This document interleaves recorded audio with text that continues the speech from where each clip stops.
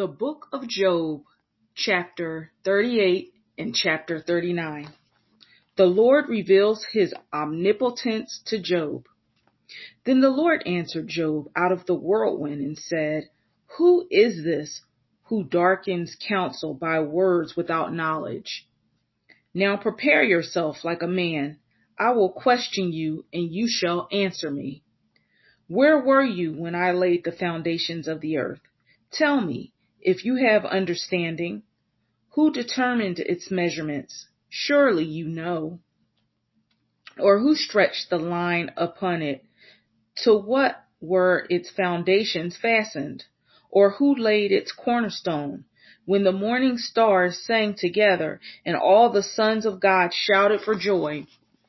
Or who shut in the sea with doors, when it burst forth and issued from the womb, when I made the clouds its garment, and thick darkness its swaddling band, when I fixed my limit for it, and set bars and doors, when I said, This far you may come, but no further, and here your proud waves must stop.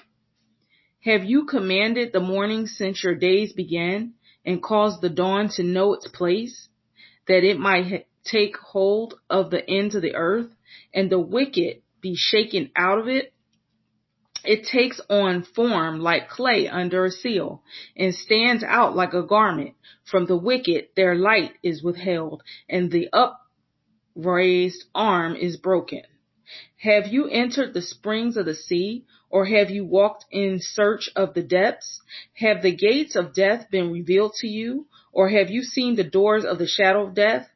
Have you comprehended the breadth of the earth? Tell me if you know all this. Where is the way to the dwelling of light, and darkness, where is its place, that you may take it to its territory, that you may know the paths to its home? Do you know it because you were born then? Or because the number of your days is great? Have you entered the treasury of snow, or have you seen the treasury of hail, which I have reserved for the time of trouble, for the day of battle and war? By what way is light diffused, or the east wind scattered over the earth? Who has divided a channel for the overflowing water, or a path for the thunderbolt, to cause it to rain on a land where there is no one, a wilderness in which there is no man, to satisfy the desolate waste and cause to spring forth the growth of tender grass? Has the rain a father, or who has begotten the drops of dew? For whose womb comes the ice, and the frost of the heaven, who gives it birth? The waters harden like stone, and the surface of the deep is frozen. Can you bind the cluster of the Pleiades, or loose the belt of Orion? Can you bring on Mazzaroth in its season, or can you guide the great bear with its cubs? Do you know the ordinance of the heavens? Can you set their dominion over the earth? Can you lift up your voice to the clouds, that an abundance of water may cover you? Can you send out lightnings that they may go and say to you, Here we are? Who has put wisdom in the mind, or who has given understanding to the heart? Who can number the clouds by wisdom, or who can pour out the bottles of heaven? When the dust hardens in clumps, and the clods cling together, can you hunt the prey for the lion, or satisfy the appetite of the young lions?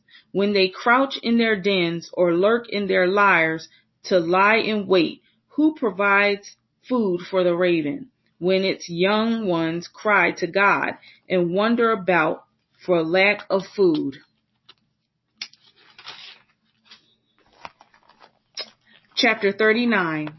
Do you know the time when the wild mountain goats bear young? Or can you mark when the deer gives birth? Can you number the months that they fulfill? Or do you know the time when they bear young? They bow down, they bring forth their young. They deliver their offspring. Their young ones are healthy. They grow strong with grain. They depart and do not return to them. Who set the wild monkey free? Who loosed the bonds of the onager? Whose home I have made the wilderness, and the barren land his dwelling. He scorns the turmoil of the city. He does not heed the shouts of the driver. The range of the mountains is his pasture, and he searches after every green thing. Will the wild ox be willing to serve you? Will the bed be your manger? Can you bind the wild ox in the furrow with ropes, or will he plow the valleys behind you? Will you trust him because his strength is great, or will you leave your labor to him? Will you trust him to bring home your grain and gather it to your threshing floor? The wings of the ostrich wave proudly, but are her wings and pinions like the kindly storks? For she leaves her eggs on the ground and warms them in the dust. She forgets that a foot may crush them, or that a wild beast may break them. She treats her young harshly, and though they were not hers, her labor is in vain without concern, because God deprived her of wisdom and did not endow her with understanding. When she lifts herself on high, she scorns the horse and its rider. Have you given the horse strength? Have you closed his neck with thunder? Can you frighten him like a locust? His majestic snorting strikes terror. He paws in the valley and rejoices in his strength. He gallops into the clash of arms. He mocks at fear and is not frightened, nor does he turn back from the sword. The quiver rattles against him, the glittering spear and javelin. He devours the distance with fierceness and rage, nor does he come to a halt because the trumpet has sounded. At the blast of the trumpet, he says, "Aha!" He smells the battle from afar, the thunder of captains and shouting. Does the hawk fly by your wisdom and spread its wings towards the south? Does the eagle mount up at your command and make its nest as high? On the rock it dwells and resides, on the crag of the rock and stronghold? From there it spies out the prey. Its eyes observe from afar. Its young ones suck up blood, and where the slain are, there it is.